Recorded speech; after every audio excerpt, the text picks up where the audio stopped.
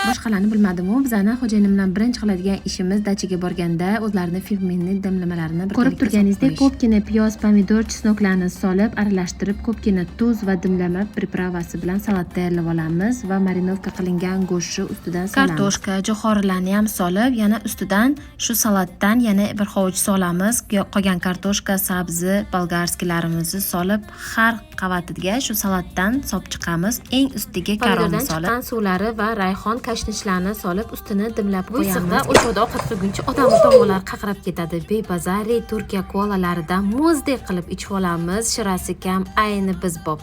Endi dimlamamiz ham pishdi. Qaranglar qanaqa sochni bo'lgan. Agar siz ham go'shtni uyda marinovka qilib ketsangiz, bir kun oldin shunaqa xil-xil bo'lib yumshoqqina pishadi. Ustiga zelenlarni solamiz. Bay-bay, ovqatimiz tayyor bo'ldi. Dachaga borganingizda shu retsept bilan qilib ko'ringlar. Hammaga yoqimli ishtaha, yoqimli dam.